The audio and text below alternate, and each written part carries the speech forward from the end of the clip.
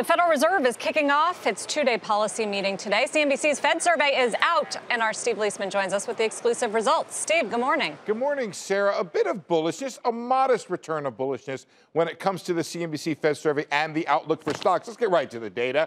You can see this is the trajectory over the course of the year of the outlook for the S&P 500 for 2018 and 2019. You see it went down in May, and it's come back up the last two surveys, 2892. These are modest returns compared to where we are now, about 6% by 2019, but it beats flat, it beats down. Let's take a look now at the outlook for rates and yields. The 10-year yield, this outlook has been very stable. It is higher compared to the 298 that we closed at yesterday, but 317, it's over that psychologically unimportant 3% mark, but it's not all that much higher than it is now, and 353 or 350 by 2019. I think it's interesting that stocks are seen withstanding this rise in yields, but maybe that rise in yields attenuates how much the Fed survey respondents think the stock market can go.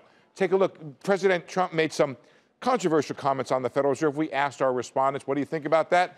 83% said they're inappropriate. 15% said they're acceptable. 42 respondents. Now, what effect did it have? Not a whole lot. Take a look here. 78% said no effect at all. 15% said it makes rate hikes less likely. 8% said more likely. And how about the outlook for the Fed this week? 100% chance of no hike, but 90% chance if we have that next screen. Yes, we do. Of a hike in September. Now, this 3.7, how many hikes this year? It tells you about 70% probability put on the chance of 4 hikes this year. So that's increasingly baked in, and a big debate about next year between 2 and 3. This is important here.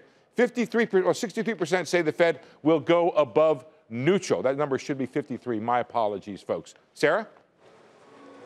I mean, it's always good to get the sentiment gauge that you give us, Steve, on all of these fronts. I'm just wondering the accuracy level, especially on the forecast for the market.